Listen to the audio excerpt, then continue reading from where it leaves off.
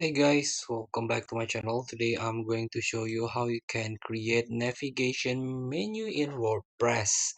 So all you have to do is open your WordPress, your page, and then try to use this appearance. You can click it. Here, as you can see, when you are go to the appearance and design, you can see this is the navigation. So you can manage your navigation menu as a curated collection of blocks that allow visitors to get around your site. So you can edit, rename, and so on.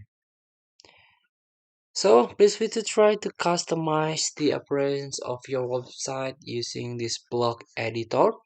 Thank you for watching. Don't forget to comment, like, and subscribe, and also click the text button below. See you in the next video.